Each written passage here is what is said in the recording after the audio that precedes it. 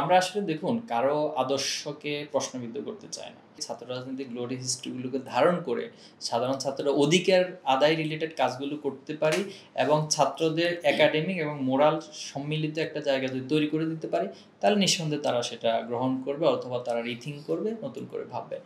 আর এক্ষেত্রে বিগত সময়ে আমরা দেখতাম যে ছাত্র সংসদ নির্বাচনগুলো খুব চমৎকারভাবে উৎসাহ উদ্দীপনার মধ্য দিয়ে হতো এবং সেখান থেকে ছাত্রদের রিয়েল যে লিডারশিপ সেটা তৈরি হতো, যেটা একটা রাষ্ট্রের জন্য অনেক বেশি। বিভিন্ন উন্নত বিশ্ব এই কাজগুলো রয়েছে। সেখান থেকে আসলে ক্যাম্পাস থেকে বা যারা একাডেমিশিয়ান তারা ছাত্র সংসদ নির্বাচনের মধ্য দিয়ে পরবর্তীতে জাতীয় রাজনীতিতে ভূমিকা রাখেন। তো এখানেও আবার আমরা দেখেছি যে যারা ক্ষমতাশীল ছিল তারাই এগুলোকে বন্ধ করে দিয়েছেন, যেহেতু লেজুর ভিত্তিতার মধ্য দিয়ে তারা একটা সিস্টেম বা কালচার দাঁড় করিয়েছেন। এই জন্য ছাত্র সংসদকে তারা কোনোভাবে এখানে অ্যালাউ করেন নাই। তো আমি এটার নিন্দাও জানাচ্ছি, পাশাপাশি আমি চাইবো যে অতি দ্রুত যারা ক্যাম্পাসের প্রশাসন রয়েছেন, দায়িত্বশীল রয়েছেন, তারা এই ছাত্র রাজনীতির মাধ্যমে ছাত্রদের যে রিয়েল লিডারশিপটা সেটা উঠে আসবে। এক্ষেত্রে ছাত্র শিবির প্রশাসন সহ সকলের সাথে একসাথে সহযোগিতা করে কাজ করবে ইনশাল্লাহ। আমরা আসলে দেখুন কারো আদর্শকে প্রশ্নবিদ্ধ করতে চাই না। আপনি যে আদর্শে লালন করুন এটা একান্ত আপনার পার্সোনাল বিষয়, আমি সেটা নিয়ে কখনো প্রশ্ন তুলতে চাই না।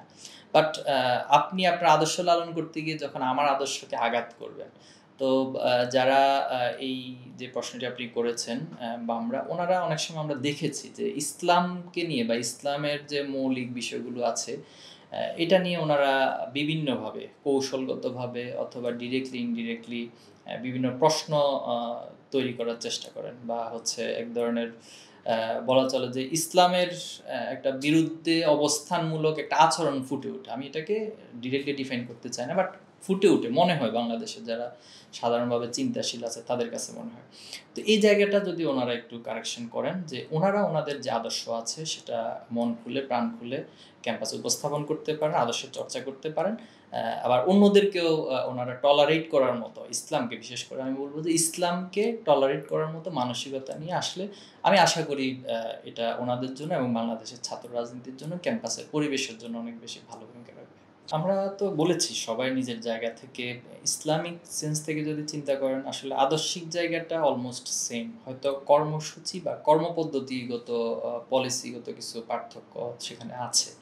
তো আমাদের সাথে বাংলাদেশের সবগুলো দলের সাথেই বোঝাপড়া রয়েছে, যোগাযোগ রয়েছে, চা আড্ডা অন্যান্য বিষয়গুলো কন্টিনিউয়াসলি আমরা করে যাই। আর সম্প্রতি আন্দোলনে আলহামদুলিল্লাহ আমাদের এই যোগাযোগটা সর্বোচ্চ পরিমাণে ছিল। পরস্পরের প্রতি শ্রদ্ধা, আন্তরিকতা। তো এটাকে আমরা সামনের দিনে কন্টিনিউ করতে চাই এবং সবার সম্পর্কে আমরা ভালো ধারণা রাখি। তবে কারো যদি কর্মসূচিগত কোনো ভুল ত্রুটি থাকে, সেটা আমারও থাকতে পারে। আমি তো বলছি না যে আমার কর্মসূচি ১০০% রাইট। তো সেটা অন্যরা এসে সংশোধনের সমালোচনা করবেন, সংশোধন করবেন, যৌক্তিকভাবে সেটা তুলে ধরবেন। আমরা সেটাকে ওয়েলকাম জানাবো। আবার তাদের মধ্যেও যদি কোনো পলিসিগত ত্রুটি পাই, যেটা আমরা তুলে ধরবো ইনশাল্লাহ। দেখুন জামাত ইসলাম যদি সরকার সাথে জোট গঠন করতে পারে, এটা তো রাষ্ট্রের জন্যই কল্যাণকর হবে। আমরা জাস্ট এই দৃষ্টিকোণ থেকে দেখি। যদি রাজনৈতিক বোঝাপড়াটা যেমন ধরুন স্বাভাবিকভাবে যে এখানে ডেমোক্রেটিক একটা বিষয় আছে, সংসদীয় একটা পদ্ধতি রয়েছে।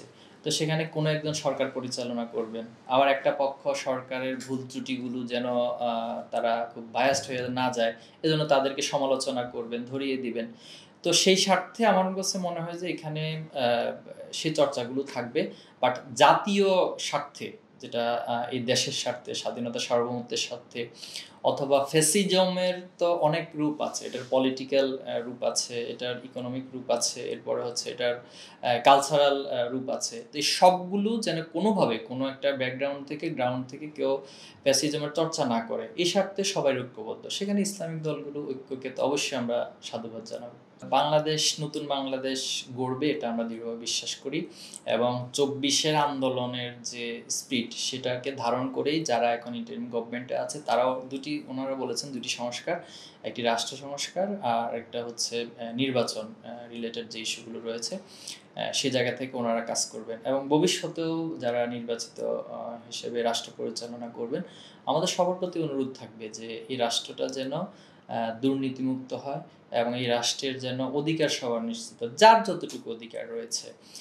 ধরুন একটা সময় আমরা দেখেছি যে অধিকারের জন্য বাংলাদেশের মন্ত্রণালয়গুলোতে, সচিবালয়তে অথবা সরকারি কোনো ইয়াতে মানে ঘুরতে, ঘুরতে উনার অবস্থা খারাপ পর্যায়ে পৌঁছে যায়। তো এজন্য অধিকারের জন্য কেউ আসলে কারো ধারে, ধারে ঘুরবে না। বরং রাষ্ট্র যারা পরিচালনা করবেন তারা তাদের অধিকার প্রাপ্তদের কাছে অধিকার পৌঁছে দিবেন। যেটা আমরা ওমর রাদিয়াল্লাহু তাআলার সময় দেখেছি। উনি রাতের বেলা বের হয়ে যেতেন। রাতের বেলা বের হয়ে কার মধ্যে কি সমস্যা আছে, কে অনাথ হয়েছে অথবা কে অসুস্থ আছে, এই খোঁজখবরগুলো নিতেন।